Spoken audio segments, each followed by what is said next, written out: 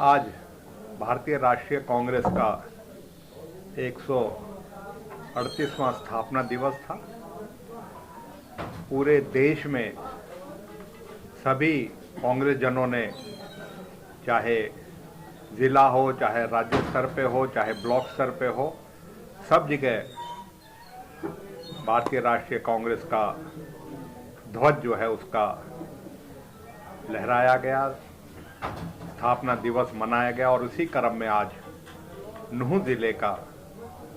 पूरा एक ही कार्यक्रम स्थापना दिवस के तौर पे 138वां स्थापना दिवस यहाँ जिला मुख्यालय पे मनाया गया,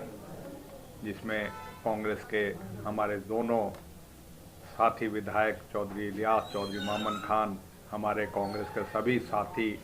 भाई इब्राहिम चौधरी शहीदा, पूर्व विधायक, हमारे हजारों की संख्या में कांग्रेस जनों ने इकट्ठा होकर आज कांग्रेस की नीतियों और कांग्रेस का जो इतिहास रहा है उसके बारे में सब ने अपने विचार रखे। और इस देश के सामने आज के दिन जो चुनौती है, जो भारतीय जनता पार्टी जो सत्तासीन पार्टी है, जो आज वो राजनीति नफरत की और भाईचारे को तोड़ने की और बेरोजगारी और महंगाई को जिस तरीके से आज है, उन चुनौतियों से भी कांग्रेस जन जो है एकजुट होकर उस लड़ाई को लड़ेंगे। और सभी कांग्रेस जनों ने आज देश के सभी उन कांग्रेस जनों को और उन देशवासियों को जिन्होंने, चाहे वो आज़ादी की लड़ाई लड़ी, आज़ादी के बाद जिन्होंने देश को निर्माण के लिए, देश को आज जो आर्थिक ताकत और जो देश आज एक समृद्ध देश है, एक आज भारत की एक जो अर्थव्यवस्था है, एक मजबूत अर्थव्यवस्था में है, और जिस तरीके से आज़ादी के बाद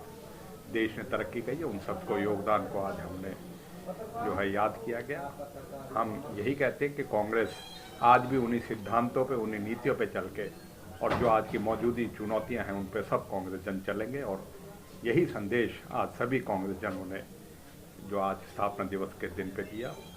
इसी के साथ साथ 2 जनवरी को जिला कार्यकर्ता सम्मेलन नूह की नई अनाज मंडी में होने जा रहा है। उसमें सभी जिले के कार्यकर्ता, जिले के पदाधिकारी, जिले के सभी साथी जो कांग्रेस में जो आस्था रखते हैं वो एकजुट होंगे और भारतीय जनता पार्टी और जजपा की जो जन विरोधी नीतियां हैं और जो आज कुशासन हरियाणा में व्याप्त है, और ख़ास तौर पे मेवात के साथ जिस तरीके का व्यवहार और जिस तरीके की कार्यशैली बीजेपी सरकार ने इस इलाके के प्रति कर रखी है, उनके खिलाफ जो है हम एकजुट होकर अपने नेता चौधरी भूपेंद्र सिंह हुड्डा, चौधरी उदय भानजी और प्रदेश के सभी तमाम नेता जो शिरकत करेंगे उनके साथ मिलकर इस इलाके की आवाज़ को उठाएंगे। जब सांसद को, जब बिल पास होते हैं उसमें मौका ही ना दिया जाए, 150 सांसदों को, चाहे लोकसभा हो राज्यसभा हो, जब उनको निष्कासन कर दिया जाता है तो कानून कुछ भी लाएं और किसी को भी नुकसान हो, इनको कोई फर्क नहीं पड़ता। ये जनविरोधी नीतियां और जनविरोधी कानून जो है ये लाते रहे, चाहे वो कृषि कानून के रूप में 3 कानून लाए थे, चाहे अन्य जो आज कानून आप ड्राइवरों के, ये जो भी कानून बिना विचार विमर्श के और बिना लोकसभा राज्यसभा के पटल पे जिसका डिस्कशन के बाद आएगा, उसके इसी तरह दुष्परिणाम होंगे और जनता जो है उससे त्रस्त होगी। और इन्हीं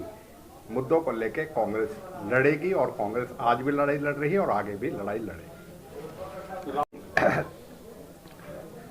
राहुल गांधी जी ने भारत जोड़ो यात्रा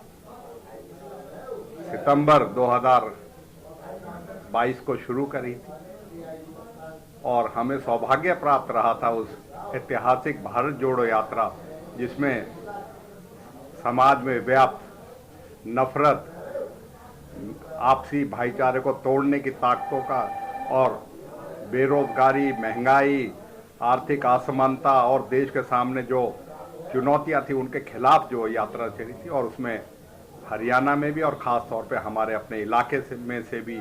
भारत जोड़ो यात्रा निकली थी, और यहाँ के लोगों ने भी वहाँ उस यात्रा का, चाहे वो कड़कड़ाती सर्दी थी, चाहे सुबह का अंधेरी रात थी, उसमें बढ़ चढ़ के हिस्सा लिया था। और हम कहते हैं कि 14 जनवरी से भारत न्याय यात्रा जो शुरू कर रहे हैं राहुल गांधी जी, कांग्रेस पार्टी जो शुरू कर रही है, मैं समझता हूँ उसी कड़ी में जिस तरीके से भारत जोड़ो यात्रा ने देश में एक संदेश दिया था, देश में एक चेतना जगाई थी, इसी तरीके से ये न्याय यात्रा भी आज जो अन्याय जनता के साथ हो रहा है, गरीब के साथ, किसान के साथ, खिलाड़ियों के साथ, सभी समाज के वर्गों के साथ जो अन्याय हो रहा है, उसके लिए न्याय लड़ने के लिए कांग्रेस पार्टी राहुल गांधी जी और अन्य नेताओं के नेतृत्व में लड़ेगी और उसके जो बहुत अच्छे परिणाम आएंगे। और मैं समझता हूं कि ये एक सही समय पे सही राजनीतिक जो है लड़ाई लड़ने का कांग्रेस के जनों का एक मौका है, जिसमें हम सब बढ़ चढ़ के उसमें हिस्सा लें। वो 14 राज्य हैं और मणिपुर से 14 जनवरी को शुरू होगी और मार्च में महाराष्ट्र में उसका समापन होगा। और बीच में 14 राज्य, चाहे वो आसाम है, बंगाल है, बिहार है, उड़ीसा है, छत्तीसगढ़ है, मध्य प्रदेश है, महाराष्ट्र है, उत्तर प्रदेश है, यूपी है, गुजरात है, सभी राज्यों में 14 राज्यों में तकरीबन जो है वो गुजरेगी। और मैं समझता हूँ कि ये 6200 किलोमीटर का और बस और पैदल दोनों यात्रा जो है इसमें शामिल रहे।